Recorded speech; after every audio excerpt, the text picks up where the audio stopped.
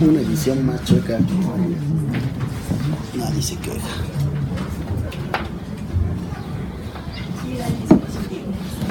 Se queda de lado, no se ve bien.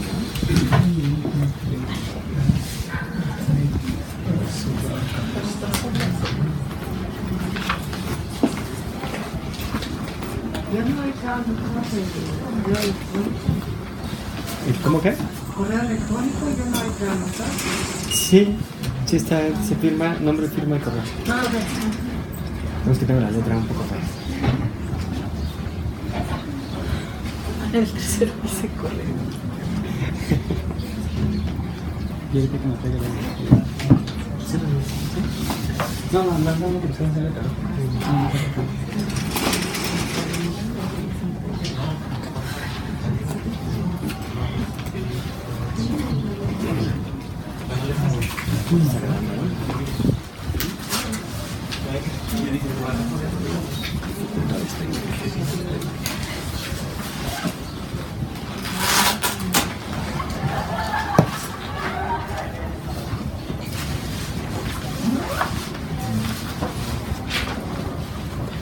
Bueno, buenas tardes a todos y a todas.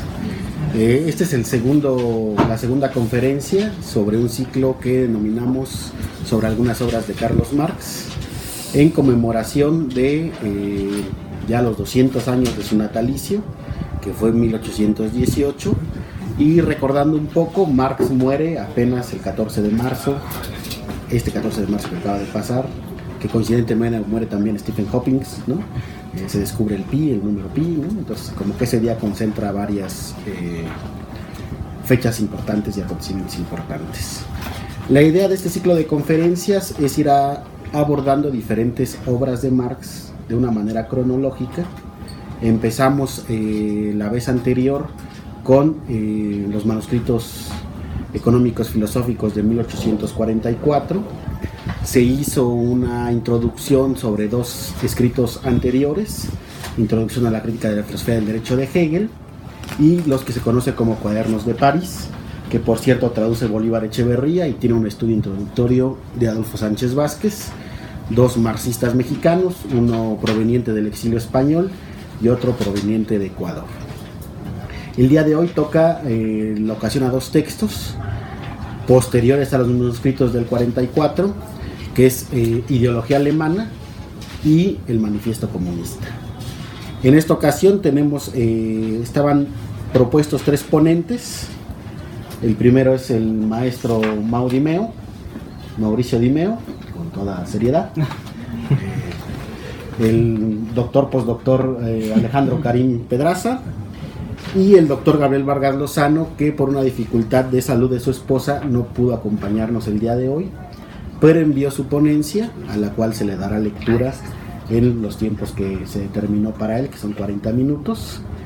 La idea es que Alejandro Pedraza dé un comentario sobre las obras, Mau Dimeo aborde algo sobre las obras, ya en concreto alguna temática, y al doctor Gabriel Vargas Lozano se le queda como la tarea de enlazar lo teórico con lo actual, con el trabajo sobre el tema, y su ponencia va a versar sobre el concepto de ideología, que es lo que él ha trabajado durante muchos años y que incluso compila el debate, uno de los mejores debates que ha habido en esta facultad entre Luis Villoro y Adolfo Sánchez Vázquez sobre el concepto de ideología. Sin más preámbulos, le vamos a dar la palabra de inicio al maestro, al postdoctor Alejandro Karim Pedraza, para que nos comente. Él tiene 20 minutos y posteriormente pasaremos con el maestro Mauricio. Adelante. Sí, bueno, buenas tardes, muchas gracias por estar aquí, por seguir manteniendo el interés, a pesar de que es un salón pequeñito con algunas dificultades, en particular en relación al viento, ¿no? y a la temperatura. Yo voy a hacer más bien un comentario general. Les comentaba la vez pasada que parte importante de la iniciativa de realizar este ciclo de charlas o de discusiones, que queremos que sea lo que se genera, una discusión a partir de lo que se vaya planteando a partir de las ponencias o de las participaciones de los que estamos de este lado o los que nos toca estar en un determinado momento acá. Es una pena que no haya venido el doctor Vargas Lozano, pero bueno, también es un pretexto para que podamos establecer un diálogo más nutritivo y más largo entre nosotros, ¿no? Comentábamos entonces la vez pasada que estos primeros escritos del 44, los llamados escritos de juventud de Marx, concentran una serie de temáticas consideradas de carácter más filosófico, más sobre una reflexión sobre la condición humana, que para los que estudiamos filosofía nos resultan como muy sugerentes. Esto se concentra, para no hacer como una temática muy larga, que va a abordar con mayor detalle Mauricio, concentran ciertas condiciones que le permitirán al pensamiento marxista el sentar ciertas nociones o ciertos preámbulos que lo obligarán a concretar esta famosa tesis sobre Feuerbach, que dice que no se trata solo de interpretar el mundo, sino de transformarlo, ¿no? Una de las cosas curiosas, solo a modo como de broma, es que, bueno, esa es la novena, hay que ver cuáles son las anteriores, ¿no? Hay que ver qué dice sobre la ideología alemana, hay que ver qué dice sobre la Sagrada Familia.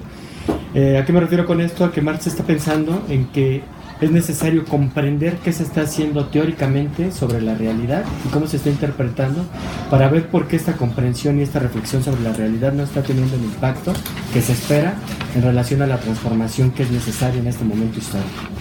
Entonces, el manifiesto del Partido Comunista tiene la ventaja de concretar ciertas reflexiones filosóficas, pero con la necesidad de ser llevadas a la práctica como un programa de acción.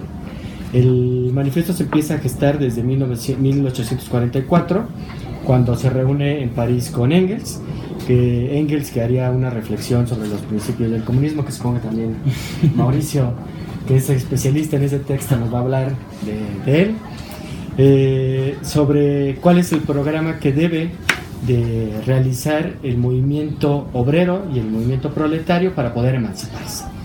Entonces esto es particularmente importante porque también hay que decir que no es que creo que es una obviedad, pero es importante siempre recalcarlo, no es que el movimiento obrero esté actuando conforme a lo que Marx dice, sino que hay una confluencia y una conflictualidad en este momento en el que la misma Liga de Justicieros y lo que después será la Liga Comunista y la Internacional están debatiendo y están pensando en qué es lo que tienen que hacer para emancipar al proletariado. Entonces, Marx y Engels de inicio no son los encargados de realizar esta reflexión, sino hasta el segundo congreso, en 1947. Y se les encarga que de manera muy rápida, express, en unos cuantos meses hagan un programa de acción para lo que va a ser este movimiento internacional que tiene por consigna hacer la revolución. Y tiene por consigna hacer la revolución porque en este encargo que se les hace a Marx y Engels también está un convencimiento de parte de estos autores hacia el movimiento proletario de que la emancipación tiene que ser revolucionaria. Entonces, esto es algo que hay que tener muy, muy claro, muy en mente, porque esta reflexión teórica, conceptual, que de manera brillante se enuncia como un programa de acción político bajo presupuestos muy elementales, pero muy concisos y de mucho impacto, están intentando trasladar el debate filosófico y el debate teórico que se está llevando a cabo en diferentes vertientes a algo que sea un instrumento útil para la lucha popular y la lucha obrera. Esto es muy importante porque mi comentario quisiera centrarlo sobre eso. Creo que vamos muy bien de tiempo, no quiero robar mucho tiempo para que pasemos un poco al comentario y a la discusión. Pero entonces nosotros tendríamos que pensar hasta dónde, y ese era el objetivo de ponerle ese título incluso a esta serie de reflexiones, Marx Redivivo, hasta dónde el manifiesto del Partido Comunista, que es un programa práctico, sigue siendo vigente. Por supuesto, aquí la primera respuesta que podemos hacer es que en una edición posterior, en un prólogo posterior, el mismo Engels dice que el manifiesto del Partido Comunista está rebasado. O sea, el manifiesto se rebasó muy rápido porque tuvo la intención de ser práctico, de ser contextual y de ser histórico. Y esa es una de las grandes virtudes de la misma enunciación teórica del manifiesto y que es lo que le da su sentido práctico. que intenta ser circunstancial, que intenta hacer un diagnóstico histórico de la realidad histórica de ese momento para dar ciertas líneas de hacia dónde debería o podría dirigirse el movimiento proletario para transformar efectivamente la realidad, emancipando al proletariado, pero esto es lo más importante, emancipando a toda la sociedad en su conjunto. Entonces, la parte o la idea central del manifiesto del Partido Comunista o el manifiesto comunista es que intenta separarse de los movimientos sociales que están activando en ese momento, intenta utilizar una terminología que no necesariamente es la que tiene la mayor valía o el mayor reconocimiento en el momento, que es la noción de comunismo, para distanciarse del socialismo. Algo que en la práctica también va a tener un carácter político muy importante, porque primero hay que socializar los medios de producción para después llegar o arribar a la sociedad comunista, ¿no? Pero ese es digamos que el primer acierto del manifiesto. Como segundo, es que utiliza por primera vez esta concepción materialista de la historia, que es una concepción ya propiamente marxista, pero que intenta establecer una nueva lógica de comprensión de la realidad que hasta el momento no se había generalizado, no se había propuesto, que es que la historia está atravesada por la lucha de clases. O sea, la historia es fundamentalmente lucha de clases. Esto también, dicho sea de paso, porque digamos que es una comprensión muy útil para su momento, pero que también llevada al extremo tiene puntos en contra, que es el evolucionismo, ¿no? O sea, es una interpretación de inspiración evolucionista que también sitúa esta lucha de clases en un proceso evolutivo en el que se tiene que arribar a ciertos estadios de organización social para poder superarlos. De ahí que dentro del manifiesto estas frases que enuncian de manera muy clara Engels y Marx, que tienen que ver con que la burguesía es un movimiento revolucionario y le dan el carácter de revolucionario, a veces no se comprenden, y si lo situamos en circunstancia entendemos que es un movimiento revolucionario que rompe o sobrepasa una orden social previo, que es este orden feudal, y que tenía que ser así en la interpretación de la lucha de clases, porque sólo así se podían sentar ciertos precedentes que permitieran que los proletarios, como conciencia obrera y no como conciencia artesana, tuvieran también ciertas condiciones que permitieran llevar este movimiento, en particular en un orden global, para poder emancipar no solo a la sociedad y al grupo obrero proletario, sino a la sociedad en su conjunto. Entonces, digo, esta es una de las cosas que es importante siempre tener en mente, que le dan el justo valor y el justo reconocimiento al movimiento burgués, al reconocerle que la revolución burguesa rompe con el estadio previo monárquico que establecía el poder autoritario y absoluto de los monarcas y de los gobernantes, pero que al imponer, porque toda revolución impone un nuevo orden de cosas y un nuevo orden social, al imponer un nuevo orden social lo establece en función de la competencia y de la propiedad privada, cosa que en realidad, en vez de generar mayor igualdad y mayor justicia social, establece una nueva relación de dominación y de explotación en la que los principales afectados son los proletarios. Entonces, por eso el obrero convertido en proletario es el que está encargado, o es el sujeto histórico encargado de emancipar a la sociedad en su conjunto. Pero tiene que ser un sujeto que se dé cuenta y que tome conciencia de sí mismo como sujeto de la emancipación. Entonces, el manifiesto del Partido Comunista tiene esa intencionalidad, establecer o convencer al movimiento proletario de que hay que, sobre tres términos que enunciará Engels previamente y que después en el manifiesto se enuncian de manera muy similar. El primero es mantener y hacer valer los intereses proletarios sobre los de los burgueses. El segundo, la abolición de la propiedad privada y la implementación del régimen comunista. Y el tercero, que es el que más trabajo le costó a Marx y Engels en los debates de las internacionales y de los congresos socialistas, es la revolución democrática violenta como medio para conseguir la emancipación del proletariado. que en los términos específicos del manifiesto serían la constitución de los proletarios como clase, o sea, como clase social y como clase de la emancipación, el derrocamiento de la dominación burguesa y la conquista del poder político por el proletariado. El manifiesto establece una serie de pasos que tienen que ver con el combate a la propiedad privada y al poder de la burguesía, porque algo que se enfatiza de manera muy clara en el manifiesto es que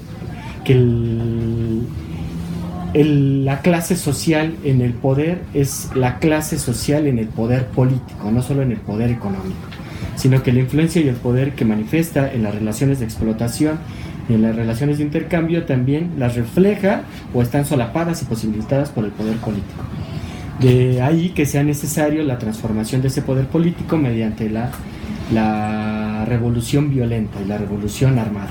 ¿Por qué enfatizo tanto esto? Porque en esta última parte, para ir cerrando un poco el comentario que me gusta hacer, que es algo en lo que he visto que se pone menos atención, es que como programa político les interesa también marcar distancia con programas previos, con lo que llaman el socialismo pequeño burgués de Sismondi, que está identificado como un socialismo reaccionario y utópico, que busca solo regresar a la sociedad previa, al socialismo alemano verdadero, que peca de haber traducido al socialismo francés sin haberlo hecho depender de las condiciones históricas, políticas, económicas y sociales específicas de la Alemania, y que por eso es inaplicable a pesar de que es erudito y es una traducción hecha por los intelectuales más destacados del momento en Alemania.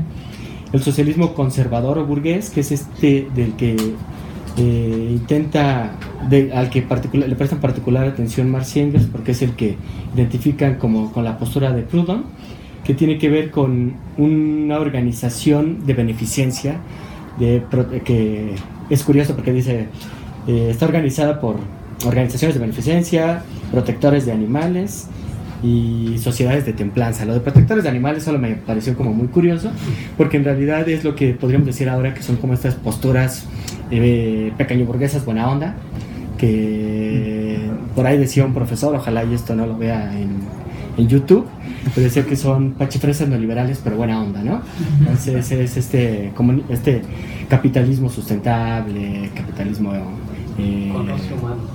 con roce humano, rosa, ecológico, vegano, de la Sociedad de Protectores de Animales, bueno, y esto es muy importante porque hay que recordar que la discusión con Proudhon fue la discusión más fuerte que tuvieron Marx y Engels en la delimitación del programa socialista, una de las más fuertes junto a las de, ya me vi aquí mal Mauricio porque me estoy saltando a San Simón, a Freire y Owen, que era el siguiente al que iba, pero son como quienes están discutiendo, ¿no? Intenta poner estos programas en perspectiva justa. O sea, dice, está bien que se intente redistribuir y mejorar las condiciones de vida del proletariado, y esto nos lleva también al socialismo y comunismo crítico utópico, porque el objetivo del socialismo y del comunismo es mejorar las condiciones de vida, las condiciones materiales de vida del proletario, y eso es algo que estos autores y estos personajes quieren generar. Sin embargo, digamos que el objetivo y los medios no son los mismos, y ahí es donde radica la importancia, ¿no?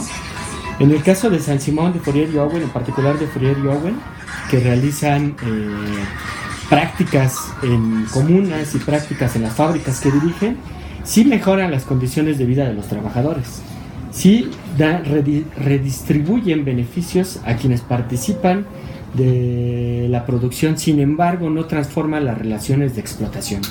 Y entonces esto es algo que le interesa mucho y nos interesa mucho enfatizar a nosotros, para ligarlo con este último comentario que quiero hacer en relación a la vigencia del manifiesto del Partido Comunista como fundamento de los derechos humanos.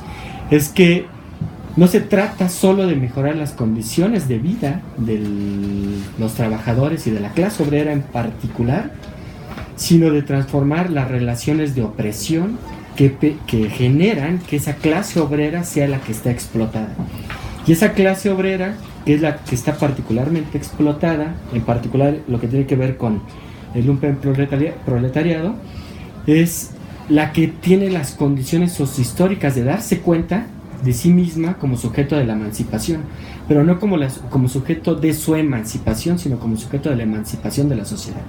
Entonces, no sé si me van siguiendo, esto es como muy importante, ¿no? O sea, el distanciamiento que se hace, lo que se intenta hacer de estos autores, es que dice, está bien que pues, sean buena onda, para no decirlo en otros términos y para que se entienda, se vea como vigente, está bien que redistribuyan el producto del trabajo que están desarrollando. Sin embargo, no se trata de mejorar solo las condiciones de vida de los trabajadores, las condiciones materiales, sino de eliminar las condiciones de explotación. Y esto es muy importante en función de cómo comprendemos o cómo queremos intentar fundamentar la idea de derechos humanos, que tendría que ver con una comprensión integral de la realidad y de qué se necesita hacer para establecer condiciones más justas.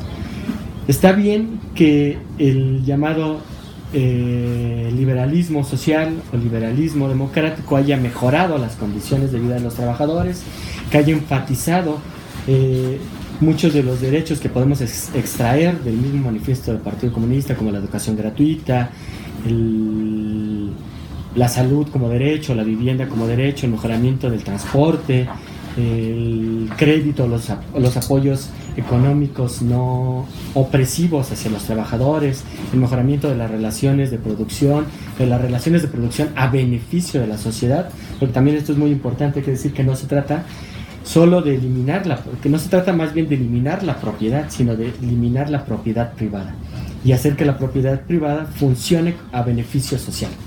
Entonces, todas estas ideas que de alguna manera se reflejaron en las políticas de liberalismo social posteriores a la Segunda Guerra Mundial, pecan de no atender el problema de fondo que son las relaciones de explotación.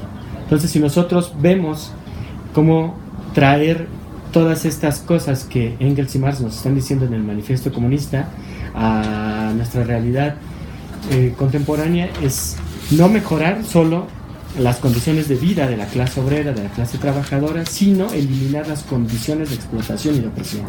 Si nosotros pensamos que no se trata solo de ampliar el espectro del derecho a la salud con estas políticas populistas en el mal sentido de la palabra, en el sentido peyorativo de la palabra y popular de la palabra, valga la redundancia, sino de eliminar las condiciones de explotación. Si comprendemos que no se trata de ampliar el seguro popular y que todos podamos ir a formarnos 2 días al IMSS o sacar la cita un mes antes porque sabemos que nos vamos a enfermar en cierta fecha, sino de eliminar condiciones de opresión que hagan que ese sujeto tenga que recurrir a condiciones de asistencia que corren el riesgo de mutar de derechos a asistencias para eliminar las condiciones de explotación y de opresión.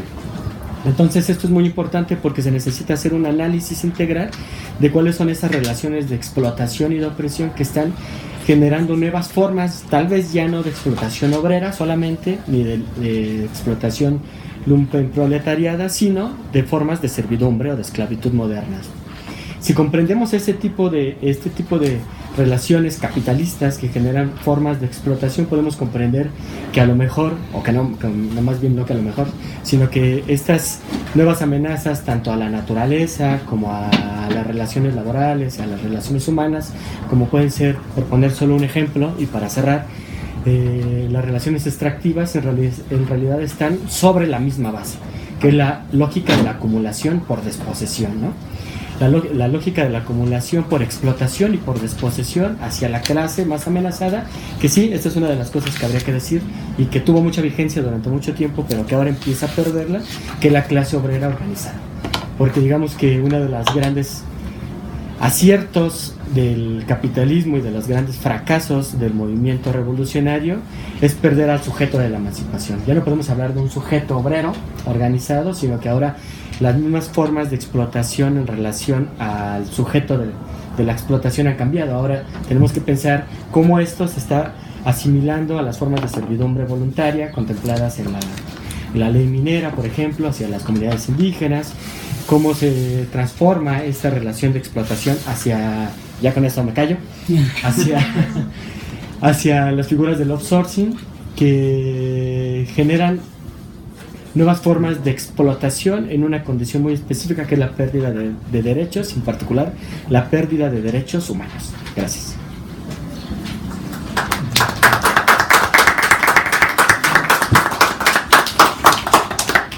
Bueno, no sé si se escuche hasta allá la voz. Si no, a lo mejor pueden algunas personas que quieran sentarse en el suelo acá enfrente, cabrán unas 2 personas más si quieren hacerlo, si no, no hay problema.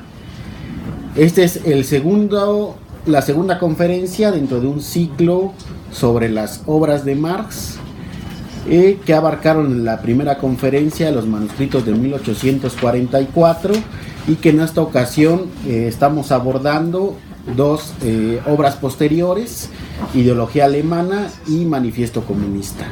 Acaba de intervenir el doctor Alejandro Pedraza y vamos a darle la palabra ahora al maestro Mauricio Dimera. Gracias. Muy bien, gracias por la invitación. Buenas tardes a todos.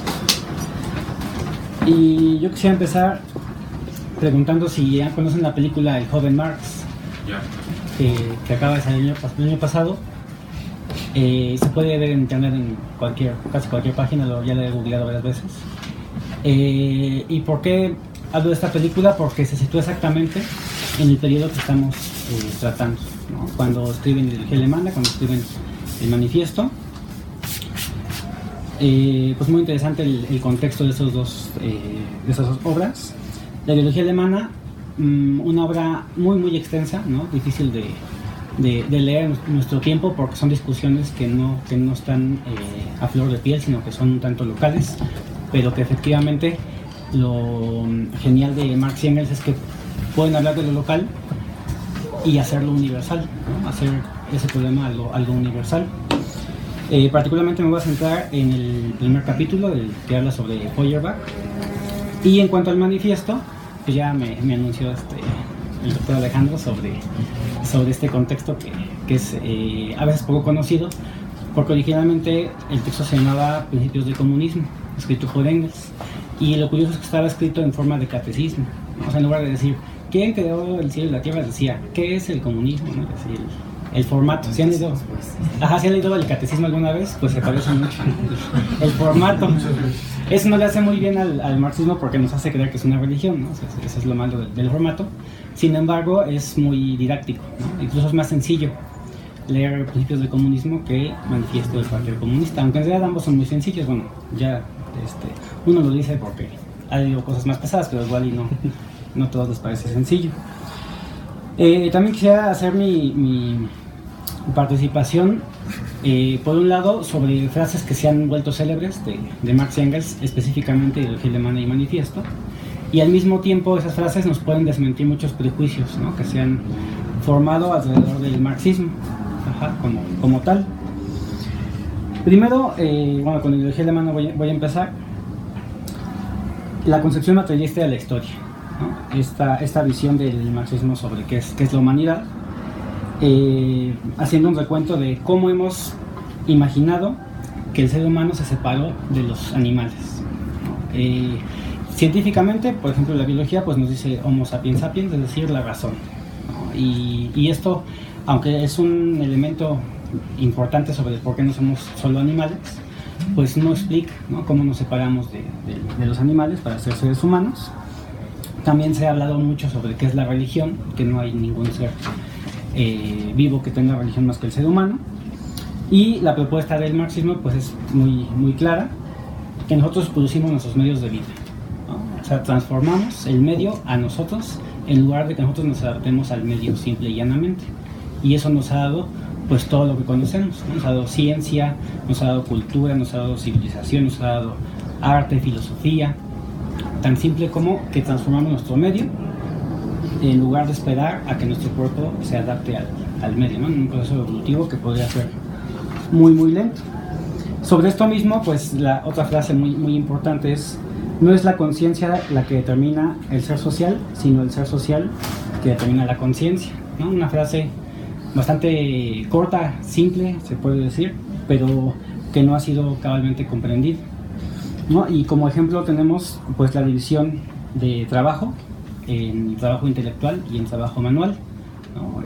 Pongamos, por decir, a un junior, ¿no? Un junior es un chico o una chica que toda su vida le han dado todo, incluso asiste a escuelas privadas que le agregan la calificación porque está pagando una colegiatura muy alta, que se va a estudiar al extranjero bajo una lógica semejante. Luego llega a la empresa de su papá y ya llega como gerente, ¿no? Y él dice, pues si hay pobres, pues que trabajen, ¿no? Y si hay miserias, porque son flojos, ¿no? Entonces su ser social, el modo como se ganó la vida, determinó su conciencia de cómo es, ¿no? Y incluso en la vida cotidiana, este mismo Junior pues puede ser un tipo que salpique el baño cuando va a hacer sus necesidades, puede ser un tipo que aviente la basura en la calle sin ningún tipo de remordimiento, ¿no? Que más que sea racista, ¿no? Que sea ofensivo con la gente que no tiene su posición. Y lo más grave es que no se da cuenta, ¿no? No se da cuenta que él es el que está mal, porque su modo de vida ha determinado su conciencia, ¿no? Le ha hecho creer que él está bien así como está, ¿no? Y contrario a esto, pues yo creo que todos hemos experimentado esto de, no sé, nunca valorar cuando somos niños que un baño esté sucio, dejarlo sucio hasta que lavamos un baño, ¿no? Nos damos cuenta por la práctica la importancia de no dejar un baño sucio porque alguien más lo va a tener que limpiar, ¿no? O simplemente volteen al piso, van a ver losetas. Toda la vida hemos visto losetas, pero poner loseta, si alguna vez lo han intentado, es bastante complejo, ¿no? Y bastante difícil. Allá atrás nos compañera Mar alzó la mano porque ella lo ha hecho y me enseñaron. Entonces eso es, ¿qué significa, no? No es la conciencia la que determina el ser social, sino el ser social lo que determina la conciencia.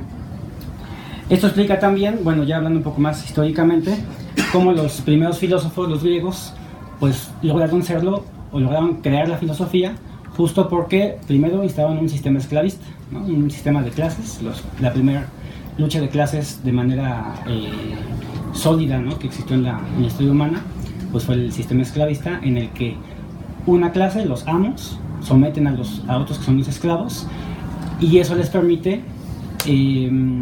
dedicarse a la filosofía, a la ciencia, a las artes, y creer que eso es lo más importante, y que el trabajo físico es denigrante y es inferior, ¿no? Y desde entonces creemos, bueno, como sociedad capitalista, que el trabajo físico es inferior, por eso se paga menos por él, se le discrimina, se hacen chistes sobre albañiles, ¿no? Se hacen chistes sobre el trabajo de limpieza de las casas, porque el trabajo físico se ve como algo negativo incluso, ¿no? Siendo que si no fuera por ese trabajo físico, no podríamos ni siquiera comer, ¿no? Pues la siembra, el trabajo físico es siembra, ¿no? No podríamos tener un edificio, también es albañilería, ¿no? Entonces esa es la falsa conciencia de cuando no reconocemos y valoramos el trabajo físico que nos ha dado todo lo que tenemos, ¿no? Y que si estamos aquí pues hablando, ¿no? Simplemente hablando de marxismo, pues es gracias a toda esta gente que no se construyó este edificio y ni la conocemos, ¿no? Un ejemplo muy, muy concreto. Bueno, sobre esto pues Marx tiene una propuesta, Marx y Engels, porque habría que decir que ambos textos son escritos por Marx y Engels. Critica primero que esta división de trabajo pues se haya exacerbado, ¿no? Se haya hecho tan drástica que nos dedicamos a una sola cosa, ¿no? Y prácticamente no tenemos tiempo para algo más, bueno, por lo menos la gente con poco estudio, ¿no? La gente con poco estudio pues 12 horas en un microbús, ¿no? 12 horas en construcción de edificios, no hace nada más, ¿no? Más que llegar a su casa y descansar, ¿no? No tiene tiempo para nada más. Y esto nos ha hecho enajenados, ¿no? Un término muy, muy famoso para el marxismo, porque no conocemos más que con lo que nos ganamos la vida de manera precaria. Y él dice, en la sociedad comunista esto va a cambiar, ¿no? Y su promesa es, podemos desarrollar nuestras habilidades en muchos ámbitos, ¿no? En la sociedad comunista, por la mañana pueden cazar, por la tarde pescar, por la noche apacentar el ganado, y después de comer, si me place, dedicarme a criticar, ¿no? Que es básicamente hacer filosofía, ¿no? Esta promesa, ¿no? del comunismo, pues no es simplemente cuestión de tiempo libre, ¿no? Como hasta allí hay una carrera de administración de tiempo libre que es para mí una aberración, sino qué condiciones materiales se requieren para que la gente, al tener una vida digna, ya pueda acceder a este tipo de oportunidades para dedicarse a lo que le plazca y a su vez a lo que la sociedad también necesite, ¿no? Porque no podemos todos dedicarnos a la filosofía y que no haya nadie quien siembre, ¿no? Necesitamos esa división de trabajo en la que hagamos lo necesario y que nos dé oportunidad para hacer lo que se nos antoja. Más fuerte, muy bien. Bueno, sigo aquí en la ideología alemana. Y hay una frase interesantísima que incluso hace poco vi una tesis doctoral que se llamaba así, aunque la quitaron del sistema, así que me imagino que el chico desertó, a ver si tú sabes algo de que dice: el comunismo no es un estado que debe implantarse, un ideal al que ha de sujetarse la realidad. Nosotros llamamos comunismo al movimiento real que anula y supera el estado de cosas actual. Esta tesis que les digo se llamaba así, el movimiento real en Marx, ¿no? Y obviamente se refería al comunismo. Pero es una frase que también sirve para desmentir esta visión de que el marxismo es apocalíptico, ¿no? O de que es ¿cómo se llama? De predestinación. Ajá, de que dice ya va a llegar el comunismo en el 2050 y no hay nada que podamos hacer para evitarlo, ¿no? Digo, también suena bonito, pero no, no es cierto. Si cuando dice Marx y Engels que el comunismo no es un estado sino un ideal, y ese ideal es el movimiento real, ¿no? del que no es el estado de cosas actual, lo importante aquí es el movimiento real. O sea, ¿qué movimiento estamos realizando? ¿Qué movimiento en concreto estamos llevando a cabo los seres humanos, en particular la clase obrera, la clase proletaria, para llegar a ese sistema? Y eso implica también que aunque nos guste soñar o nos guste anticipar qué habría en ese comunismo, pues no podemos decirlo porque es un movimiento real. O sea, el movimiento real va a generarlo y nos queda, o sea, es más importante como ir hacia él, o sea, construir esa lucha para llegar hacia él, que andar especulando sobre cómo sería. Es creo que es lo que yo considero que eso significa. Bueno, habla también en ideología alemana cómo el capitalismo, a su vez, que genera unas fuerzas productivas y que en cierto sentido nos dan una maravilla de cosas, ¿no? O sea, tecnología, ¿no? Productos de todo tipo, también son fuerzas destructivas. Ajá. La generación de dinero, que en un sentido financiero pues termina por ser contraproducente porque genera crisis, ¿no? Y la generación de mercancías, que también genera ciertas crisis y que genera sobreproducción, y además el capitalismo se ve obligado a generar cosas superfluas, ¿no? Porque el capitalismo va a ir a donde esté la ganancia, no a donde esté el beneficio de la población. Entonces, sería muy sencillo para el capitalismo, económicamente hablando, generar comida, ¿no? Para toda la gente, tiene la capacidad técnica para hacerlo, pero eso no es negocio, eso no es ganancia, entonces no lo va a hacer. Al contrario, la comida que produce la va a tirar en muchos sentidos cuando no es negocio venderla, y va a tener a cada vez más gente, digamos, hablando del siglo XX, en la miseria, ¿no? Y muriendo por enfermedades curables y por hambre que podría ser resuelta fácilmente. Y también es una paradoja, ¿no? Una paradoja porque el proletariado es el que produce todas esas mercancías. Aquí también se rompe un mito, ¿no? De que dicen, no, es que no te compres un celular porque es el capitalismo el que te lo dio, ¿no? Y no tengas un auto porque tú eres capitalista, ¿no? En realidad son los trabajadores los que producen las mercancías, el auto y el celular en estos ejemplos, y es el capitalismo el que se apropia de esa riqueza.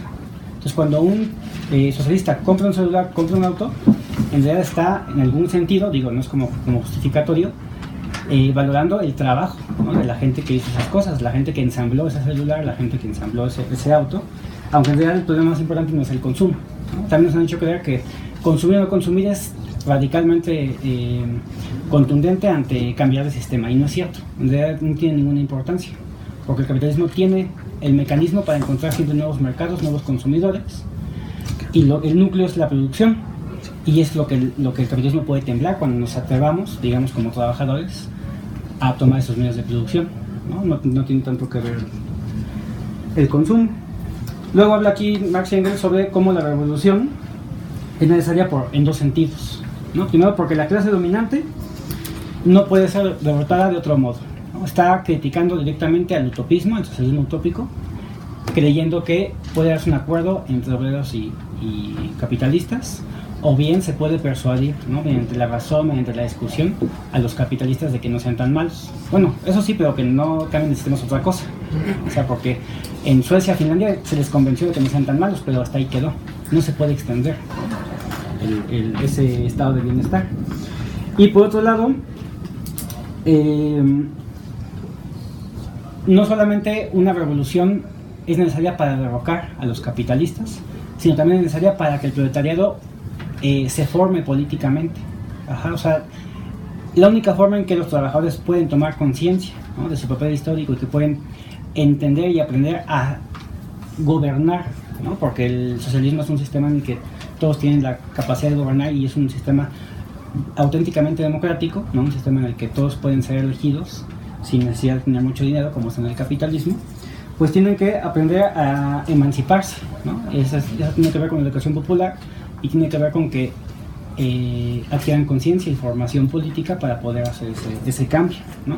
Otro prejuicio, ¿no?, que se tiene del comunismo, pues es que cómo van a gobernar los trabajadores si son ignorantes, si no tienen liderazgo, no tienen iniciativa, no tienen conocimiento político. Entonces tiene que haber siempre un líder, ya sea sindicalista, ya sea intelectual, que los guíe y que siempre sea paternalista, ¿no? Y eso está completamente en contradicción con el socialismo, porque en el socialismo todos, ¿no?, todos los seres humanos, principalmente como clase trabajadora, adquirimos conciencia y adquirimos esta capacidad para poder gobernar y ser gobernados de manera sabia, ¿no?, de manera consecuente. Otra frase muy interesante, ¿no?, del marxismo que está aquí en Ideología Alemana: las circunstancias hacen al hombre en la misma medida en que éste hace a las circunstancias, ¿no? Una frase profundamente dialéctica, ¿no?, unidad y lucha de contrarios, y viene a desmentir muchos prejuicios sobre la historia, ¿no? El hecho de que las circunstancias hagan al ser humano implica que no podemos partir de cero y no podemos hacer cualquier cosa. O sea, es decir, no se pudo haber inventado computadoras hace 200 años, ¿no? No se pudo haber inventado el arado en la prehistoria, ¿no? Son ejemplos de cómo necesitamos ciertas circunstancias económicas, políticas, ¿no?, históricas, para poder dar un paso más. Y eso también hace que dejemos de creer en caudillismos. O sea, incluso hablando de otros ámbitos, no solamente el político, se sabe muy bien que entre Newton y Leibniz había una rivalidad muy fuerte y que entre los dos descubrieron, me parece que el cálculo, muy bien, gracias. El cálculo. Y no es porque antes no hubiera más genios o después, simplemente había condiciones históricas propicias para que cualquier científico pudiera hacer ese descubrimiento, ¿no? Y así en cada época. Nadie es indispensable de manera individual, ¿no?, porque el contexto propicia a ese tipo de personas. Entonces, no hubieran nacido Marx y Engels, no importa, habían nacido otros 2, 3, ¿no?, y hubieran hecho algo semejante. Y por otro lado, el sentido de que también el ser humano mismo crea las circunstancias, aun cuando estos elementos nos determinan y no podemos inventar computadoras hace 200 años, también nosotros creamos estas circunstancias, ¿no?, porque si no, nunca hubiéramos podido inventar computadoras. O sea, generamos esa tecnología poco a poco que propició ese avance tecnológico, y al mismo tiempo no hubiéramos podido pensar en un socialismo en el sentido tan profundo como lo piensan Marx y Engels en una época medieval. Los mismos cristianos que pensaron en un comunismo primitivo, pues era totalmente inviable y pues no pudieron llevarlo a cabo, ¿no? Fue algo que no se cuajó. Y actualmente tenemos estas condiciones capitalistas suficientes para poder construir algo mayor, o sea, algo mejor, ¿no? Pues el socialismo en dos sentidos, ¿no? En un sentido material, porque por primera vez en la historia tenemos toda la tecnología y todos los conocimientos para que no haya nadie que se muera de hambre, no haya nadie que no tenga acceso a educación, vivienda, todos los servicios que requerimos, ¿no? Y por otro lado, tenemos las condiciones para generar esta conciencia, ¿no? Tenemos mayor acceso al conocimiento, a la educación, pero sobre todo lo que Marx y Engels vislumbran es la concentración de trabajadores en una sola fábrica, les da las condiciones materiales para que se organicen. No están aislados uno de otro como en el feudalismo, cada quien en su tierra, ¿no?, sino que están conglomerados, y eso permite la posibilidad de que formen primeramente sindicatos, ¿no?, después partidos políticos, y de ahí den un salto, ¿no?, para la toma de poder central. Por ende critican, ¿no?, Marx y Engels a quienes ven a la historia como una sucesión de grandes actos políticos o acciones del Estado, ¿no?, o luchas religiosas, o luchas teóricas en general, ¿no? Están criticando que se crea que es una historia de las ideas, ¿no?, y que las grandes ideas por sí solas cambian la historia, y no las luchas, ¿no?, de las colectividades. Y ya, bueno, ya para terminar el de Ideología Alemana, en la parte sobre Feuerbach, pues lo que mencionan Marx y Engels es que solo dentro de la comunidad es posible la libertad personal. Y esto también, bueno, ha sido muy criticado dentro el marxismo y el capitalismo en esta discusión mutua, porque se tiene este prejuicio de que el comunismo es la supresión de la libertad personal y que el individuo ya no puede realizarse cuando todos están, ¿no?, en esta supuesta homogeneización de los países socialistas. Y esto en realidad es el león cree que todos son de su condición, ¿no? O sea, el capitalismo hace eso, nos uniforma, nos dice que seamos consumidores, que pensemos de cierto modo, que tengamos esa una sola visión del mundo, que es la capitalista, en la que ya no hay historia, en la que ya todo está dicho. Y lo que promueve el socialismo es todo lo opuesto. Solamente cuando tenemos nuestra vida, condiciones de vida digna, cuando tenemos acceso a la educación, acceso a alimentación, a un trabajo digno, es como somos realmente libres. Y eso es lo que propone el socialismo, ¿no? Una libertad personal que depende de una comunidad, ¿no? Eso es muy importante, contra la libertad que propone el capitalismo, que es una libertad individualista y que solamente pueden disfrutar los que tienen dinero, ¿no? O sea, te dicen, tú puedes viajar donde tú quieras, pero pues necesitas pagar un montón de cosas, ¿no? El pasaporte, el avión, la estancia. Y entonces esa supuesta libertad capitalista pues es para una minoría. Bueno, lo poco que pueda hablar del manifiesto, porque ya se me acaba el tiempo. Dice Marx casi al principio, la burguesía ha desempeñado en el transcurso de la historia un papel verdaderamente revolucionario. Poca gente creería que el marxismo habla bien del capitalismo, ¿no? Y sí lo hace, ¿no? Dice que históricamente el capitalismo representó un avance, cuando menos económico, ¿no? La concentración en las fábricas, el comercio mundial, ¿no? La generación la acumulación de riqueza, todo ello hizo que superáramos el feudalismo y lográramos un avance económico inimaginable, ¿no? El hecho de viajar al espacio, bueno, que también se fue de la URSS primero, ¿verdad? Pero también lo hizo el capitalismo, copión.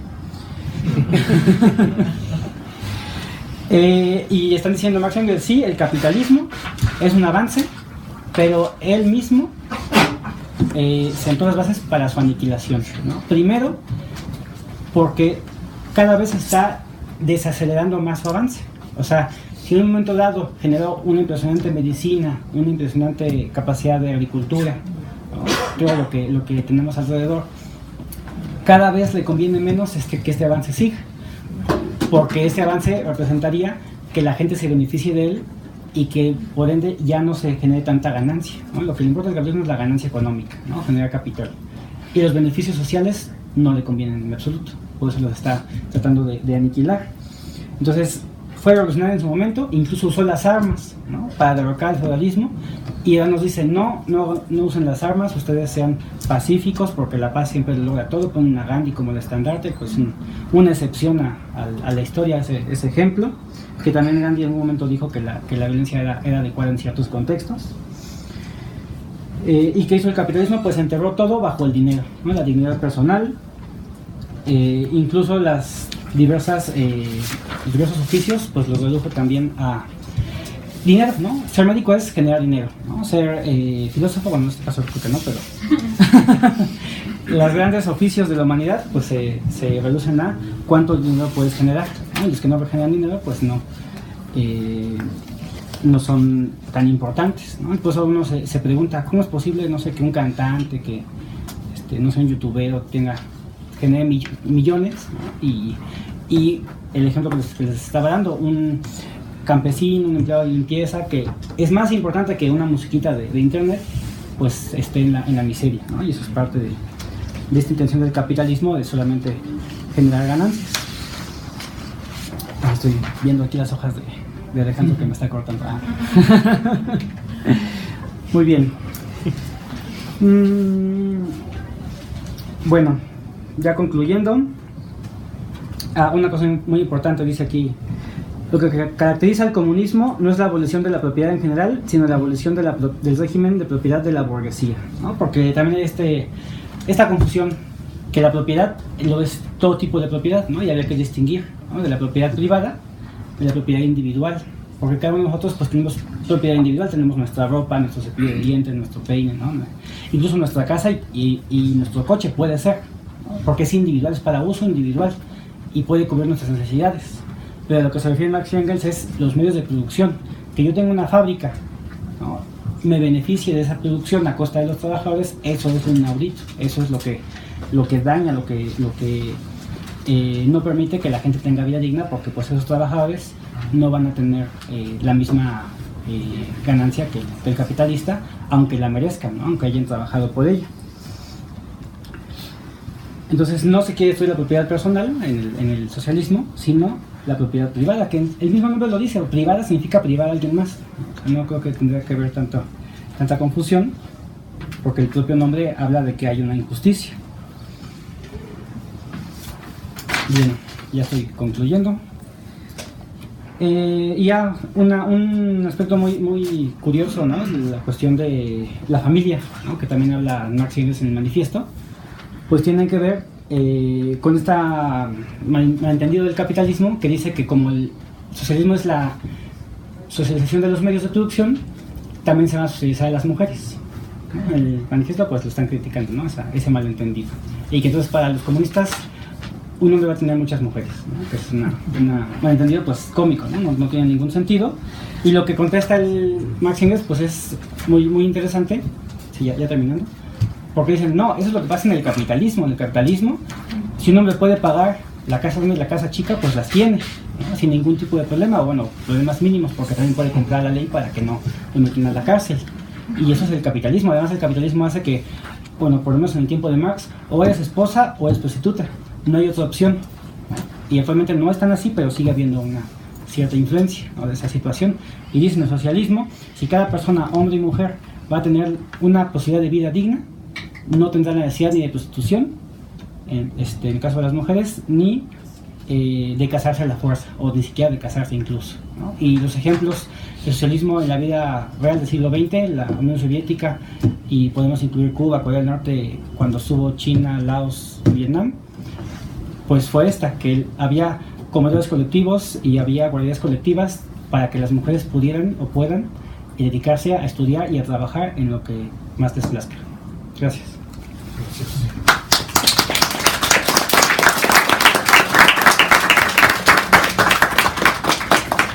Una disculpa por ser tan incisivo en el tiempo, pero eso nos permitirá al final que quien quiera hacer preguntas pues pueda haber una retroalimentación con los ponentes.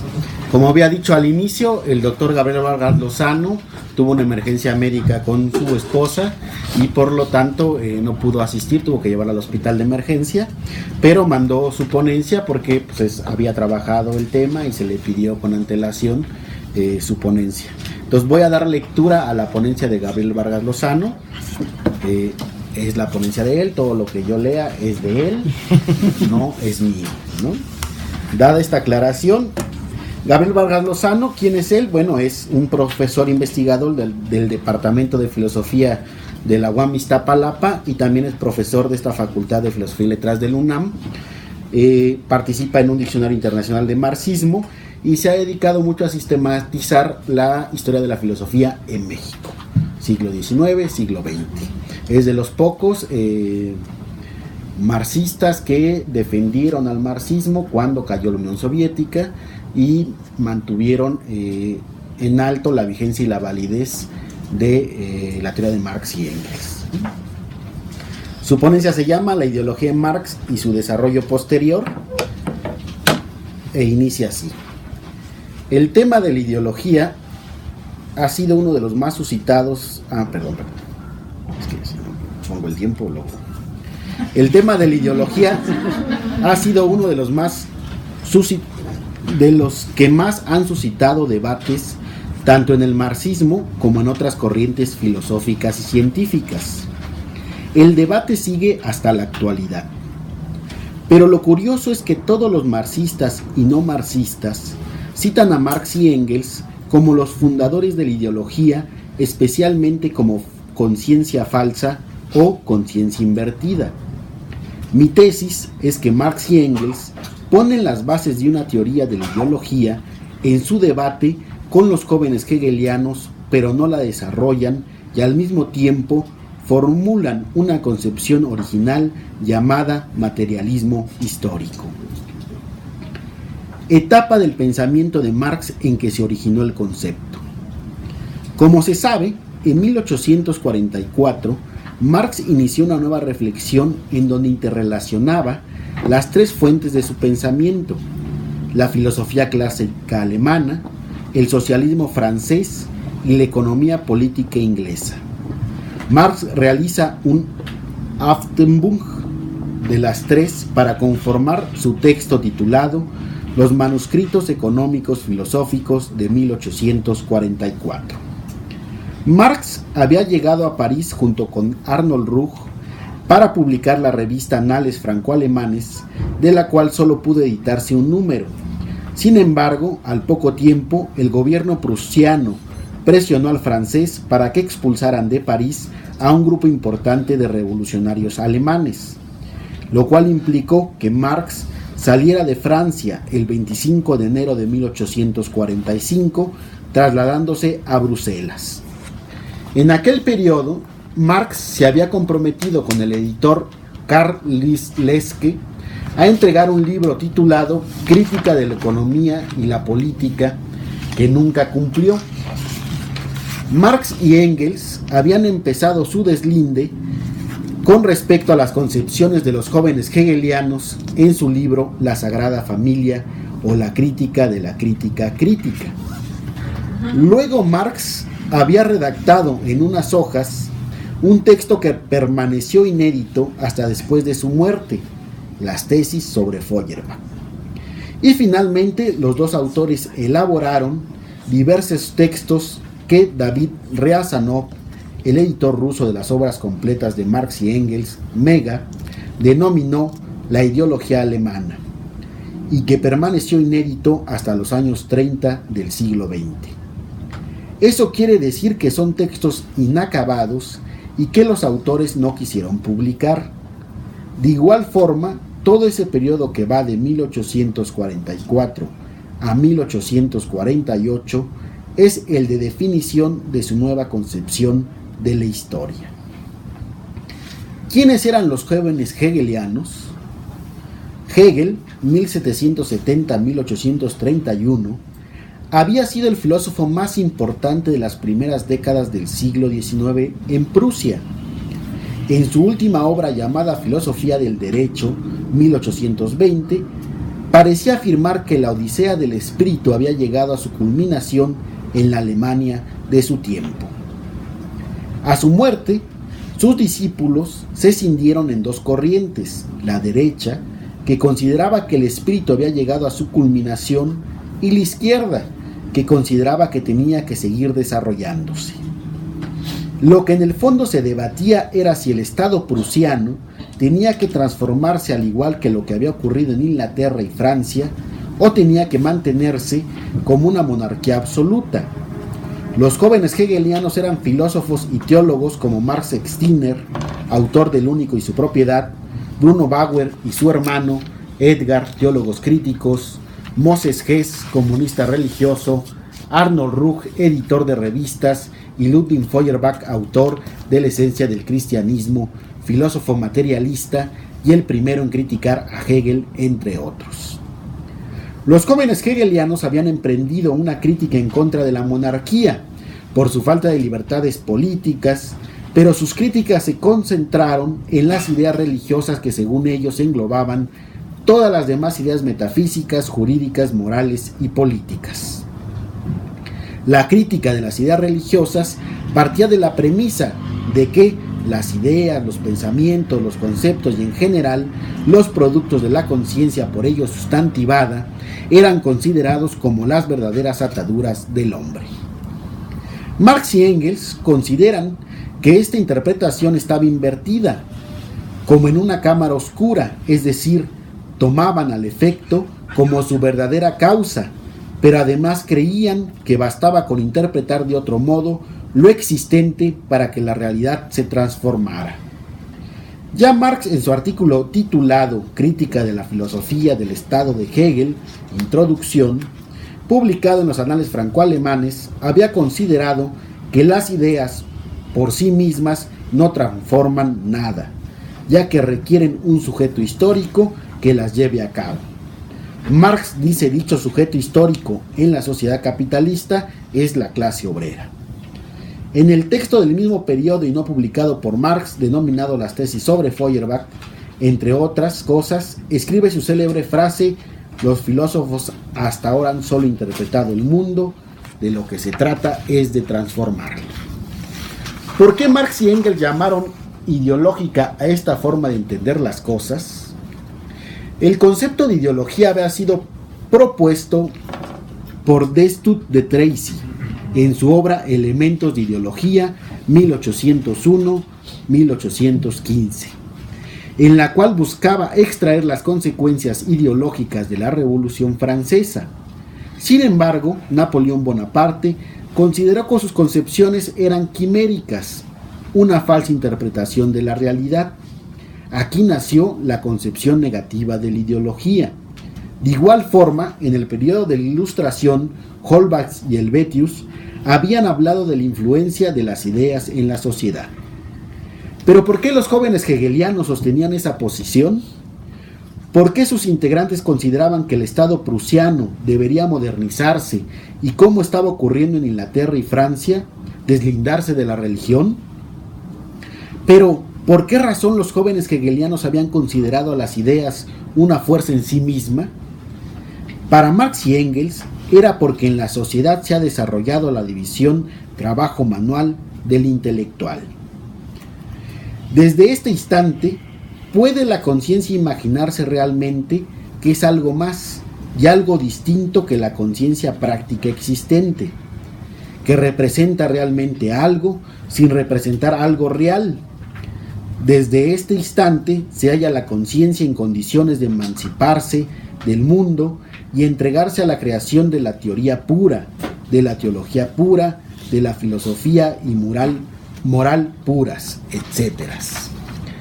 Los jóvenes hegelianos ignoran que el origen de la dominación que ejercen ciertas ideas está vinculado a los intereses de clase, las ideas de la clase dominante en la sociedad y al mismo tiempo su poder espiritual dominante. Los individuos que forman parte de la clase dominante asumen el papel de productoras de ideas, regulan su producción, distribución y consumo.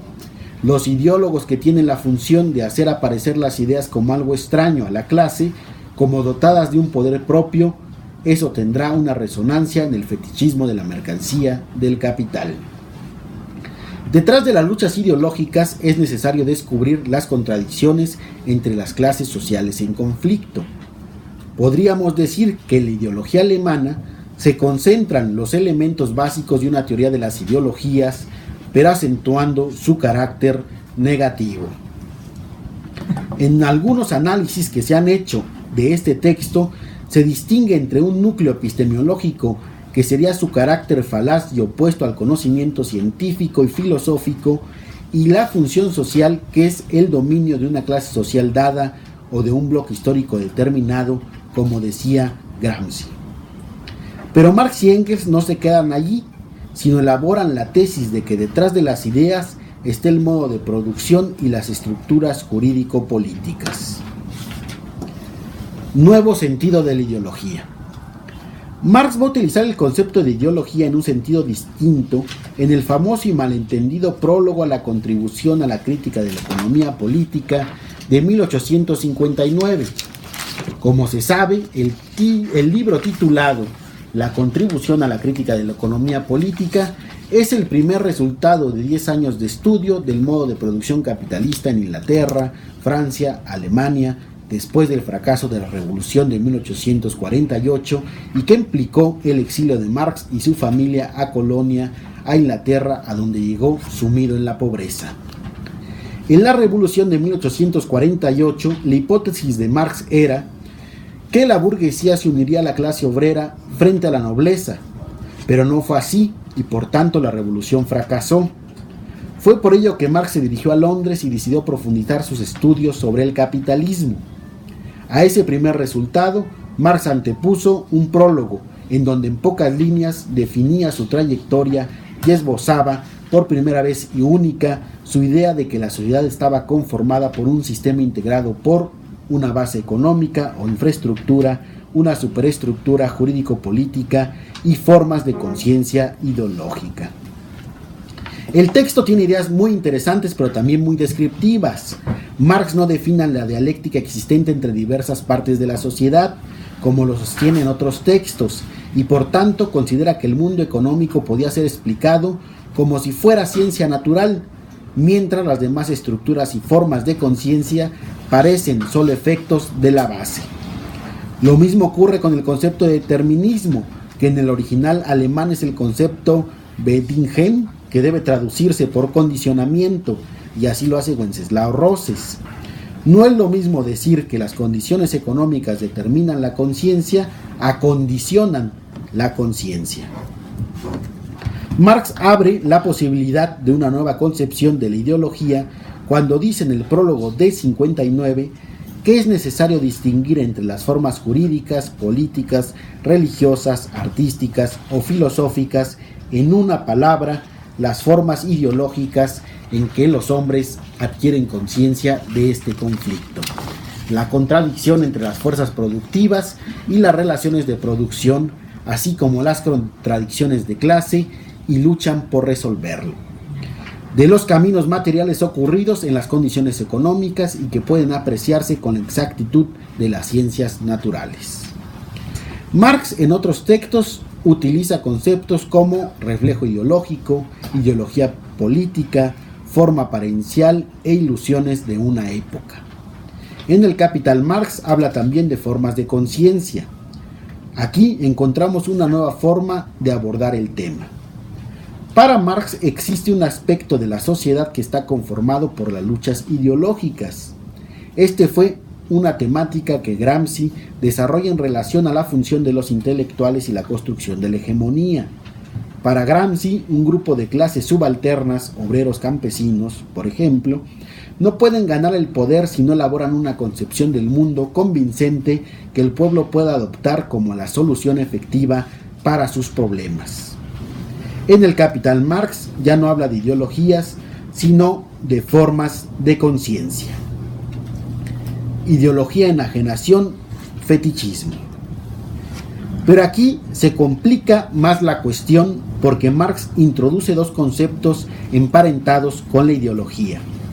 Uno de ellos es el concepto de enajenación y otro el de fetichismo de la mercancía. Sobre el fetichismo, Marx dice en la última parte del capítulo primero del Capital: a primera vista, la mercancía parece un objeto trivial en cuanto a valor de uso, pero en cuanto a valor de cambio se transmuta en sensorialmente suprasensible y se pregunta de dónde viene ese carácter místico. A. La igualdad de los trabajos humanos adopta una forma material. La forma mercantil refleja ante los hombres el carácter social de su trabajo como caracteres inherentes al producto. Hay una apariencia objetiva de las determinaciones sociales del trabajo. Aquí también hay interpretaciones encontradas. Es conocido como Althusser, pero también Etienne y Balibar se oponen al concepto de fetichismo. Balibar, en su libro 5 estudios marxistas sobre el materialismo, dice que el concepto de fetichismo es ideológico porque Marx no desarrolló una teoría de la ideología, pero además que la teoría del fetichismo hace pensar que el efecto es automático, por lo cual se impide pensar realmente la transformación revolucionaria. Para Balibar y Althusser, la teoría de la enajenación es un resabio ideológico. Desde un punto de vista opuesto, Giuseppe Bedeschi dice que los conceptos de fetichismo, reificación y enajenación son ejemplo de la continuidad del Marx joven y el Marx maduro. Hay entidad entre enajenación y fetichismo. Esta identidad da un sentido preciso a la tesis de la falsa conciencia ideología. El fetichismo es el efecto de la sociedad capitalista y es necesario distinguir entre el predominio de las cosas sobre los hombres y la ilusión o apariencia que origina este proceso. El primer aspecto es la alienación o enajenación. El segundo es la forma en que las relaciones sociales se presentan frente a la conciencia. Lo que Marx dice es que lo importante es conocer que este fenómeno no es un don natural de las cosas, y aquí está una de las tareas de la crítica de clase. Desde mi perspectiva, dice Gabriel Vargas Lozano, una cosa es el proceso de igualación del trabajo y otra es el reflejo ante los hombres. Una cosa es la producción de dinero y otra cosa es que éste hace pensar a los individuos que posee propiedades mágicas, como dice el verso de Quevedo citado por el propio Marx en los manuscritos del 44, poderoso caballero es don dinero. En Marx no existe una teoría de la ideología, de la enajenación ni del fetichismo. Dejó esa tarea para sus continuadores. Por su lado, Federico Engels mantiene la tesis de la ideología como falsa conciencia. Así, en su carta a Franz Mehring, dice: la ideología es un proceso que el llamado pensador cumple conscientemente. Es cierto, pero con una conciencia falsa. Frente a esta ideología engelsiana, considero por mi lado que la ideología no es una conciencia falsa, sino, en su caso, falaz, que es un proceso que el pensador puede cumplir de manera consciente, preconsciente e inconsciente. Una persona puede ser conscientemente racista, pero también puede pretender no serlo y engañarse a sí mismo, pero actuar de otra manera. Engels dice que aunque sea consciente de la ideología, las verdaderas fuerzas motrices que le impulsan le siguen siendo desconocidas, pues de lo contrario no sería un proceso ideológico. Aquí Engels se pronuncia por la vía negativa de ideología, pero, como hemos dicho, en el propio Marx arranca la otra vía, es decir, la ideología que no sería necesariamente negativa. Es decir, se puede sostener frente a la ideología racista la ideología de que todos tenemos los mismos derechos independientemente del color de la piel. Esta concepción se mantendrá como ideología mientras no se pase a los terrenos de la ciencia o la filosofía. Otro ejemplo, desde una ideología negativa o discriminadora, se podría decir que las mujeres no deberían tener los derechos de los hombres, a la libertad, a la realización personal, etc. Y frente a ella considerar que sí deben tener los mismos derechos e inclusive otros derechos diferenciales. No se trata aquí de sostener la pareja ideología versus ciencia, sino una ideología de un signo frente a otra ideología de otro signo. El debate es entonces entre valores. En suma, 1. Marx y Engels en la ideología alemana se refieren principalmente a la posición idealista de los jóvenes hegelianos, y ahí exponen su nueva concepción materialista de la historia. 2. Marx se refiere a la ideología en el prólogo del 59, lo que permite a Gramsci desarrollar las formas de conciencia ideológica que participan en la lucha social. Aquí Gramsci va más allá de Marx y Engels, hablando de varios tipos de ideologías orgánicas y arbitrarias, etc. 3. La metáfora del prólogo de 1859 es incompleta, ya que parece que las ideas no tendrían también una actividad. Marx dio aquí una pista falsa que fue seguida por aquellos que no leyeron con rigor y profundidad los demás textos del autor. 4. El descubrimiento de la ideología en la economía política implica la crítica. Pero, ¿desde dónde se hace la crítica? No solo desde otra ciencia, sino también desde otros valores, vale decir, desde la ideología. El desarrollo posterior del concepto de ideología. Las concepciones de los clásicos han dado origen a un gran conjunto de concepciones dentro y fuera del marxismo. Sin embargo, podemos distinguir dos vías interpretativas. Una negativa. La ideología es definida como falsa conciencia, como una ausencia de análisis de las condiciones históricos-sociales, Horkheimer, como una opacidad, Althusser, quien también habla de no sé qué, como racionalización o justificación de la propia conducta, Freud, o como una forma de dominio entre aspectos negativos. En esta perspectiva, Hablar de ideología es una forma de engaño que puede ser caracterizada como falacia y que está en contra del conocimiento científico. Un ejemplo claro sería el racismo o la utilización de ideales como libertad, igualdad y fraternidad, el bien común o lo que se quiera, pero con el objetivo de ganarse la voluntad de un grupo de personas para que otro grupo logre el poder político, económico e inclusive ideológico. Ideología sería lo opuesto a la ciencia. Una segunda definición implica al menos dos formas de interpretar a la ideología, a las ideologías. Una coincidiría con la anterior como un conjunto de ideas falaces que sirven para el dominio. El problema es cuando unas ideas se contraponen a otras. Por ejemplo, el pacifismo frente a una situación injusta de violencia, el ecologismo frente a una destrucción irracional de la naturaleza, el feminismo frente a una falta de valoración de la mujer, o la lucha por los derechos humanos, que por cierto también podría ser utilizada en el sentido que hemos llamado negativo. Lenin habla de las ideologías científicas o basadas en la ciencia, como sería el socialismo, e ideologías no científicas o no sustentadas en la ciencia, como sería el nazismo. En esa vía y dentro del marxismo tenemos también a Gramsci, a Lukács.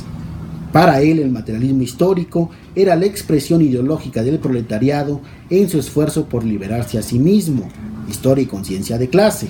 Adam Schaff, quien dice que ideología es los puntos de vista basados en un sistema de valores y relativos a los problemas planteados por el objetivo deseado del desarrollo social, puntos de vista que determinan las actitudes de los hombres, o sea, su disposición para adoptar algunos comportamientos en situaciones determinadas y su comportamiento efectivo en las cuestiones sociales. También ofrece otra definición: ideas sobre los problemas planteados por el objetivo deseado de desarrollo social que se forman sobre la base de determinados intereses de clase y sirven para defenderlos. Sánchez Vázquez. Por su lado, propone la definición siguiente. Para Sánchez Vázquez, la ideología es A. Un conjunto de ideas acerca del mundo y la sociedad que B. responden a intereses, aspiraciones o ideales de una clase social en un contexto social dado y que C. guía y justifica un comportamiento práctico de los hombres acorde con sus intereses, aspiraciones o ideales. David McClelland dice: mientras que para Lenin el poder de la ideología burguesa se debía en gran medida a su control de las instituciones para difundir sus puntos de vista, para Lukács la subordinación ideológica del proletariado estaba más incorporada a la verdadera organización económica y social de la sociedad capitalista. Ideología, para Lukács, los pensamientos y sentimientos adecuados a una situación objetiva. Gramsci amplía su reflexión hasta el sentido común y define la función de los intelectuales que serían orgánicos y tradicionales. Dice Gabriel Vargas Lozano: yo estoy de acuerdo con la definición de Sánchez Vázquez, pero al examinar su definición consideré que las ideologías no pertenecen a una sola clase, sino que hay ideologías que tocan a varias clases, aunque se expresen de diversa forma. Por ejemplo, el feminismo o su opuesto, el machismo, no es exclusivo de una clase, por tanto podríamos hablar de algunas ideologías que son propias de una clase, pero que también pueden ser sostenidas por otros grupos sociales como reproducción perversa de la dominación. Por ejemplo, el racismo, que surge de la clase dominante para subordinar a otros grupos por el color de la piel, pero que también es con frecuencia adoptado por los propios subordinados. Adam Schaff, por su lado, distingue tres aspectos de la ideología: su origen, B, su contenido nociológico y C, su función social. En este punto hay que precisar que una ideología puede ser revolucionaria en su periodo de gestación, como ocurrió con el liberalismo, por ejemplo, y legitimadora de un dominio cuando llega la clase burguesa al poder. Esto también ocurrió con el socialismo, que en su origen era revolucionario, y luego las burocracias lo utilizaron para legitimar su dominio. Y lo peor también pasó y pasa con el comunismo, que en su nombre se construye el capitalismo, como en China, o con la posición ideológica llamada izquierda, que es utilizada por su tradición de defensa de la igualdad para realizar todo tipo de actos en su contra. Al utilizarse en su sentido opuesto, se está eliminando su sentido originario. El concepto de ideología se desarrolló por Weber, Mannheim, Durkheim, Freud, El futuro de la ilusión, Reich. Estudia el fascismo como una forma del sadismo. Pareto, que llama residuos o sentimientos correspondientes a ciertos instintos humanos. Schumpeter, Seymour Martin Lipset, Daniel Bell, que hablan del fin de la ideología, Marcuse, Hannah Arendt, que hablan del totalitarismo, Luis Villoro, Goran Tebor, Theodor Adorno, Maclellan, Terry Eagleton, Pierre de Bourdieu, Friedrich Jameson, Jacques Lacan, Wolfgang Fritz Koch, Zizek, Helmut Dahmer, etcétera, etcétera. Y creo que el doctor no hizo una conclusión. Y ahí termina su ponencia. Estas son las 3 ponencias que ha habido el día de hoy. Como verán, fueron en diferentes niveles de abstracción, con diferentes conocimientos, algunas más generales, otros comentarios generales, otros queriendo un poco explicar de manera sencilla lo que implicaba el texto de ideología y el manifiesto comunista. Y bueno, Gabriel Vargas Lozano, que nos da un panorama muy amplio del concepto de ideología, desde su primer autor en 1801 hasta los debates posteriores de los intelectuales estudiosos del marxismo, de Marx y Engels en la actualidad. Claramente Gabriel Vargas Lozano tiene un sesgo en su interpretación que precisamente es debatible, pero qué lástima que él no está aquí para debatir sobre su conceptualización, ¿no? Y bueno, damos ahora paso a 3 preguntas primero. Sugerimos que sean preguntas, no ponencias. Preguntas breves, concisas, concretas. Evítenme la pena de sacarles el tarjetón rojo. Hacemos 3 preguntas. Devolvemos a que los ponentes, en este caso el doctor Pedraza y el maestro Mauricio, den respuesta. El doctor Vargas pues, no está, no puede dar respuesta. Y si hay tiempo, volvemos a otras 3 preguntas y volvemos al ciclo. Entonces, el compañero de aquí primero, el compañero segundo, el compañero tercero. Por favor. La ideología que muestra en toda su trayectoria el Che Guevara y la formación desde su viaje a un leprosario, por decir, toda América del Sur, hasta África, y después, ¿por qué se encuentra con el predicamento en África de que quizás ahí está terrible, que no entendió, que quizás, yo pienso, ¿no?, que fue la idea de Pedro el francés, que es antropólogo, es católico y que entiende estas cosas de los pueblos primitivos, como China. Estoy hablando de el de arriba y adelante, que es Sócrates, que es francés, es actual y es de la iglesia, y es católico francés y a la vez antropólogo. O sea, estoy hablando de también. Eso es todo. O sea, yo sí, ahí ubico que Che no pudo entender la bestialidad de los africanos. Entonces, hubo un momento en que se señaló de que había una crítica del propio Engels a la actualidad, o a que había sido rebasado el manifiesto comunista.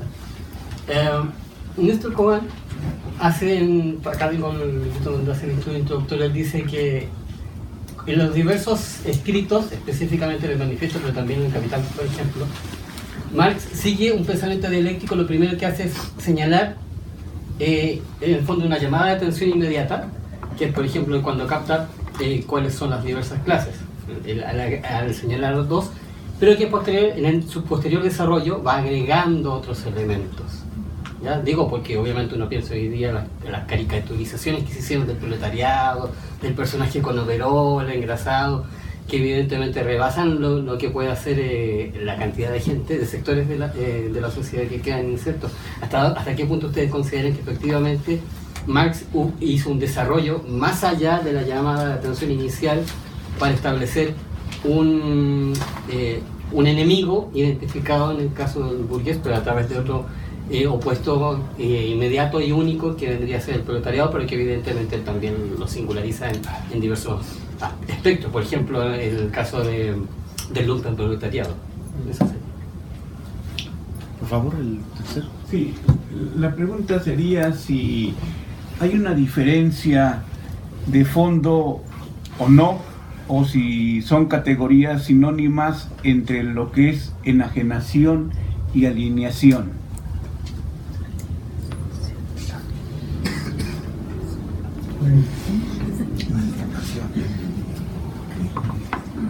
Bueno, están puestos los toritos. Adelante, toreros. ¿Qué es en la...? Pues si pueden responder alguna pregunta, si no... La segunda. Bueno, sí, la primera no tengo tanta claridad sobre el Che en África, la verdad, aunque estoy en la exposición ahorita que ni he ido, pero podría ir. Sí. Bueno, si entendí tu pregunta, se refiere a la caracterización que hacen Marx y Engels de las clases, que digamos que es de acuerdo a su contexto, ¿no? Y que ha habido un desarrollo del capitalismo, inclusive del capitalismo en relación a los socialismos reales, que ha configurado, ¿no? unas clases sociales o sectores de la sociedad que han sido inimaginables tal vez para Marx y Engels, ¿no? Aquí pues, son básicamente dos argumentos, ¿no? Uno es en la medida en que Marx y Engels identifican que la historia humana es una lucha de clases, preconfiguran cómo se puede analizar, ¿no? Posteriormente la humanidad, no importa cómo cambie, tenemos un método, ¿no? Un método dialéctico para poder seguir analizando esa situación. Incluso ha habido bastantes obras de desarrollo, ¿no? De qué son clases sociales actualmente basados en el marxismo, ¿no? Y en otro sentido, digo mucho más sencillo, en la medida en que caracterizaban dos clases fundamentales, ¿no? Burguesía y proletariado, ya no es tan relevante que haya diversificación en la medida en que se conservan, mientras estemos en el capitalismo, la relación entre esas dos clases y sus luchas. Y la otra, ¿cuál es la Diferencia de fondo en la alienación. Bueno, sí he escuchado que hay autores que lo diferencian, pero yo considero que es más un problema de traducción, ¿no? En el que se traduce de una u otra forma, de manera, pues, como sinónimos, ¿no? O sea, el original no sé cuál es el alemán, regulatín, pero que como se traduce en esos dos conceptos suele causar esa confusión, pero simplemente consideramos que alien significa extraño, simplemente como la novela y la película de Alien. Ajá. Entonces alienación es sentirse extraño a sí mismo, básicamente. Y enajenación es sentirse ajeno. Entonces ajeno y extraño, puede decir, ajeno y extraño siguen siendo sinónimos en este contexto del capitalismo. Creo yo que no hay gran diferencia. Pues a mí me gustaría escuchar la opinión de Dorotea respecto a la traducción. No más muy breve, ¿no? Lo que Sí, decía sí, Mauricio, exactamente esto es, ¿no? En Äußerung realmente es enajenación, ¿no? Okay. Y en Fremdung, ¿no? Lo que segundo lo que explicaste es alienación. En las traducciones es que, bueno, sobre todo los del Capital muchas veces, depende, a veces lo usan como sinónimo, ¿no? Sí, Entonces son habría que tres entrar, idiomas. ¿no? Pero muchas veces se usa como sinónimo. Aunque no, Sí, yo también me quedo corto con esa conceptualización que se hace del Che, pero me hace pensar más bien en una cosa que sí veo muy clara en el manifiesto en particular, que es la precisión analítica, ¿no? O sea, no están, o lo que yo intentaba también decir es que no están poniendo o sea, el marxismo establece una ruptura, eso es muy claro. Sin embargo, es una ruptura que no renuncia al pasado del cual se nutre. De ahí que sea tan importante la referencia al pensamiento hegeliano, ¿no? Sin embargo, la precisión analítica quiere diferenciar las particularidades. Entonces pienso que el Che podría estar pensando en esto. O sea, hay cosas que le están nutriendo, que son utilizables, pero de las que también debería tomarse cierta distancia. Entonces, no sé, yo pensaría en eso, ¿no? Pero igual no sabría si es cierta que responder. En relación a lo de la vigencia, a mí yo lo dije con toda la intencionalidad, porque a mí también cuando leí esta nota aclaratoria que hace Engels creo que en el 80, no recuerdo, el 89, no sé. O sea, ya mucho tiempo después, creo que si bien comparto la idea de que los presupuestos básicos son todavía actuales en relación a la interpretación histórica del materialismo, que es la oposición de clases y el conflicto, incluso no se nos puede hacer pensar en muchas cosas, ¿no? Como hasta muy recientemente en los llamados post-marxistas, curiosamente, como Laclau o esta... No, los post-marxistas atrás.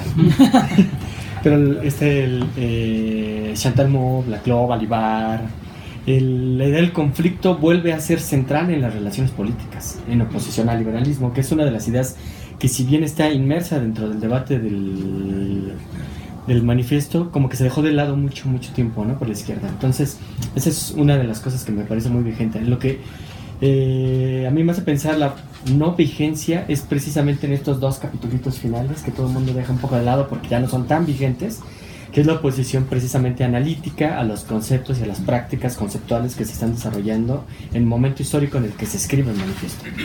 O sea, ahí evidentemente ya no tiene tanta importancia. O sea, si uno lo lee históricamente, dices, bueno, claro que se está hablando del, no sé, el socialismo pequeño burgués para diferenciarse de Proudhon, ¿no? Y pues, 30 años después que Proudhon pierde vigencia, pues ya es irrelevante marcar distancia de Proudhon o de las comunas de Fourier y de Owen, ¿no?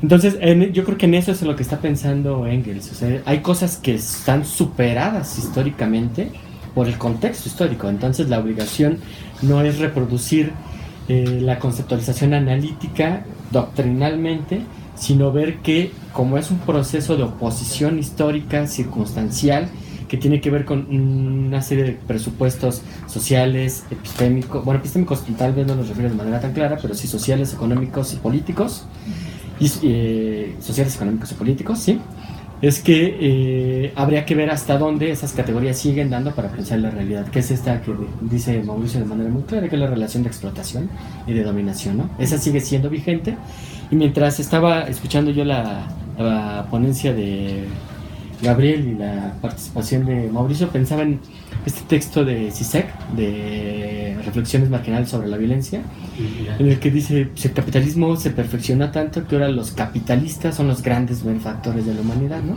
Los que regalan dinero para encubrirse.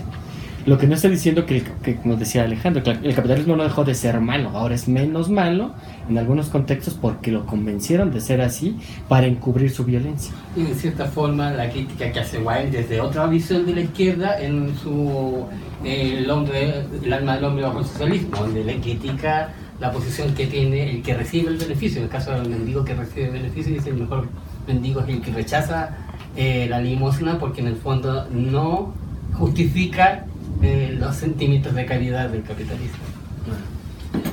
Pues la Damos sí, otra ronda de 3 preguntas. ¿Alguien quiere hacer otra pregunta? Enrique, ¿alguien más? ¿Una? La compañera. Enrique, por favor. Sí, gracias. A mí me gustaría preguntarles cómo perciben ustedes, qué reflexiones nos pueden compartir sobre el cambio que acompaña pues, las grandes transformaciones económicas, ¿no? Globales, principalmente las más recientes de las últimas décadas. ¿Cómo esto favorece o promueve un cambio en la identidad de clase? O sea, ¿cómo es que este sujeto de transformación ha perdido identidad, quizás debido a que la gran industria en Europa, en los Estados Unidos, ha sido trasladada a otras latitudes, ¿no? Como efecto de la globalización, quizás al incremento del sector de los servicios y la especulación financiera, por ejemplo, ¿no? O la economía digital creciente, ¿no? El intercambio digital con el Internet. ¿Cómo esto impacta en la conciencia, en la identidad de clase, más bien, en el sujeto de emancipación, ¿no? Emancipatoria? Mi pregunta es muy puntual y yo simplemente quisiera saber un poco en qué consiste concretamente la ruptura de Marx y Engels con Feuerbach y con Hegel, porque pues noto simplemente la influencia de Hegel ahí, pero no veo muy bien cómo se hace la ruptura. Es una pregunta. Qué buena pregunta. ¿Con qué nos hubiera venido a la sección anterior? Pero lo bueno es que hay video de la sesión anterior y ahí se explica cuál es la ruptura con Hegel, ¿no? Para Feuerbach les toca aquí a los muchachos. Adelante. Es religiosa. Muy bien. Bueno, la primera pregunta del capitalismo, ¿cómo se ha perfeccionado? Bueno, en dos sentidos, ¿no? Uno, con el estado de bienestar, que más o menos lo que planteabas, que es muy complejo, porque en realidad la idea es del socialismo, o sea, el seguro social, pensión, ¿no? Todos los servicios sociales. Primero los está la URSS, ¿no? Es récord incluso en ponerle de aborto, de divorcio, y luego el capitalismo temeroso, ¿no? De que sus obreros se levanten y exijan el socialismo en Europa, sobre todo.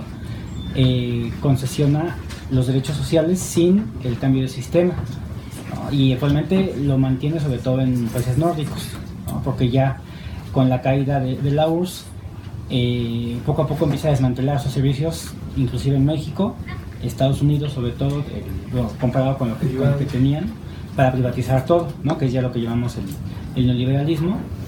Pero no solo eso, no solamente el capitalismo tuvo la capacidad de extraer lo que le convenía del socialismo para sobrevivir, sino que también elaboró toda una maquinaria ideológica, medios de comunicación, ¿no? Y el sistema educativo, para hacernos creer que es el mejor de los sistemas posibles, ¿no? Entonces es más difícil actualmente, o sea, en ese sentido, poder persuadir o convencer o generar conciencias, ¿no? en la población, justo porque el mecanismo se ha perfeccionado tanto que ya no nos damos cuenta, ¿no? Siquiera de que hay un capitalismo que nos está oprimiendo, ¿no? O sea, lo que decía, ¿no? La gente nada más piensa en consumir, ¿no? Y, ¿qué pasó? El sentimiento de clase y la sensación. No, pero dejemos que... Sí. Bueno, esa es sobre tu pregunta. Bueno, sobre Feuerbach, Hegel, Marx es más compleja. Sobre Hegel, pues yo creo que es muy concreto lo que Marx y Engels comentan, ¿no? O sea, la dialéctica es un método muy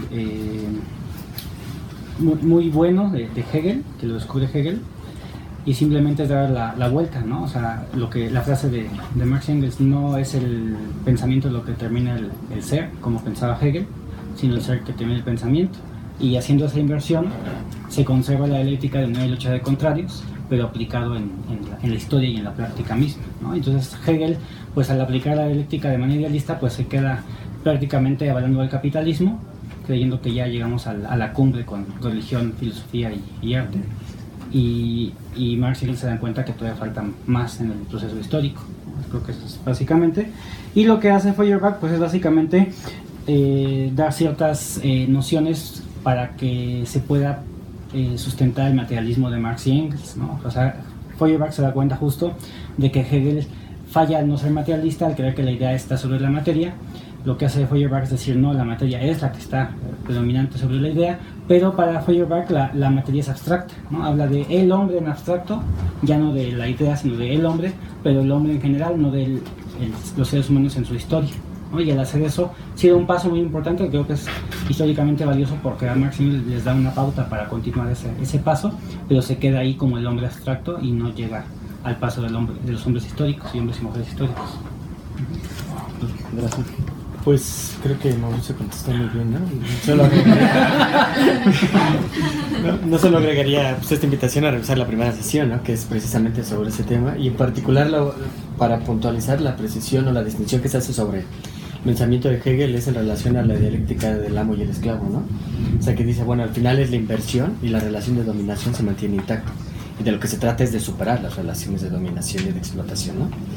Y en relación a la reflexión que nos sugieres, que nos pides, es bien interesante cómo si uno le rasca como a todos los presupuestos que están de fondo detrás de la enunciación del manifiesto, están condiciones como el perfeccionamiento de los procesos productivos, que al globalizarse, que es algo que están teniendo de manera muy clara Marx y Engels, pero que aquí pues por condiciones obvias no lo desarrollan, que no es el objetivo, sino es una circunstancia histórica ya efectiva en ese momento, que es el proceso de globalización de la producción, ¿no?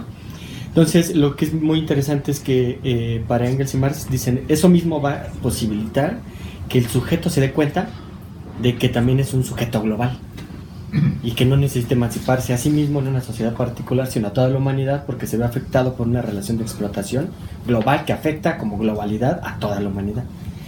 Pero lo que pasa en realidad es esto que nos decía Mauricio, ¿no? Después de la Segunda Guerra Mundial, pues digamos que, no sé, yo me acuerdo siempre con este tipo de cosas, con algo que una vez nos decía Enrique Duce, ¿no? Dice, el error de la izquierda, de Marx o del marxismo, es que quienes se especializaron en el marxismo fueron los capitalistas y no las izquierdas, ¿no? Entonces los capitalistas saben perfectamente cómo aplicar el marxismo o cómo aplicar las relaciones de explotación capitalista descritas por el marxismo para desactivar el movimiento revolucionario. ¿Y qué pasó con los beneficios del estado de bienestar? Eso, o sea, darle al sujeto histórico de la transformación y de la explotación beneficios para que dejara, si lo que se busca es un beneficio material y le das un beneficio material al que te lo exige, pues desarticulas el movimiento porque se vuelve innecesario. O sea, ya no se ve tan visible el objetivo por el cual se lucha, ¿no?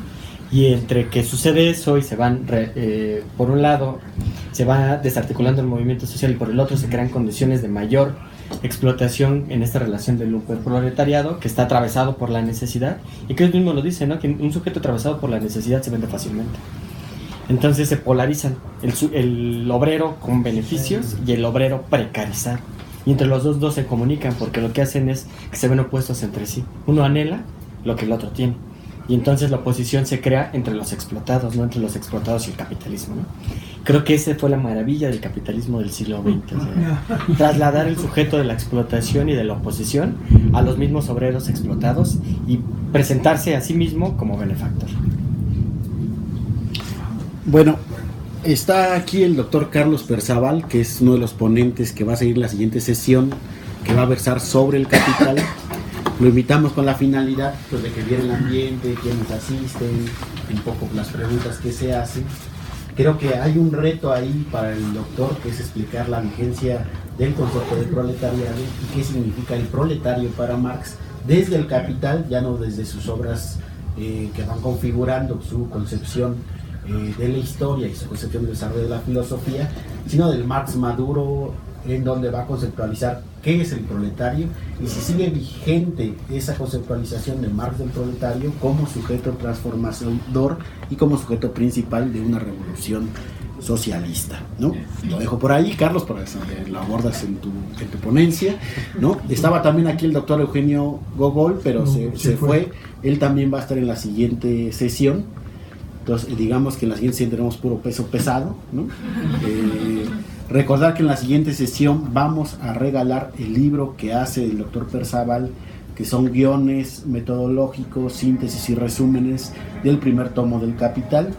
Y también se va a regalar el Polilux Marx, que es un cuadernillo para el estudio del Capital bastante didáctico, y eso como estímulo para que asistan a la próxima sesión. Evidentemente aquí se privilegiará a quien haya asistido a las dos previas, ¿no? Se privilegiará a quien haya asistido a las dos sesiones previas, ¿no? Siempre dije lo de privilegiar bajito para que no. Pero al final los profesores van a recibir esas publicaciones, ¿no? Entonces vamos a cerrar aquí la presente conferencia. Los invitamos el día 17 de abril para la conferencia sobre el Capital. Van a haber 4 ponentes. La idea es tener un panorama general al terminar este ciclo de conferencias de las obras de Marx. Desgraciadamente se festeja más a Marx que Engels, pero en algún momento tendremos que hacer lo mismo con Engels, porque en realidad también Engels es un autor que no se lee, que muchos critican, pero que no se lee, o que, me disculpará el doctor Vargas Lozano, que sacan de contexto una cita sobre la cuestión negativa de la ideología de Engels, que Engels no es partidario del concepto de ideología en su forma negativa, ¿no?, al final de sus obras, ¿no? Al contrario, Engels va a reafirmar y que va a retomar mucho el marxismo soviético, sobre todo Lenin y los posteriores, del concepto de ideología como un concepto positivo que enarbola una clase que basa en la ciencia su transformación social. A la salida, en el ascensor, hay una serie de materiales, que es la revista Revuelta, que en algún momento editó la editorial Revuelta, que es quien también promociona este evento. Es de cooperación voluntaria. También van a encontrar publicaciones de una organización que se llama Organización por la Lucha por la Emancipación Popular, OLEP. También hay publicaciones, todas son de cooperación voluntaria, ahora sí que lo que quiera ustedes cooperar. Entonces pueden llevar materiales de todo tipo. Nos veríamos el 17 a las 6, traten de ser puntuales. Empezamos, ya ven, de manera anómala a la izquierda, de manera puntual empezamos, ¿no? Y esperemos que en algún otro momento el doctor Karim pueda gestionar un espacio más amplio para que todo el mundo pueda sentarse y estar más cómodamente en este ciclo de ponencias. Pues gracias por su atención y hasta luego. Gracias.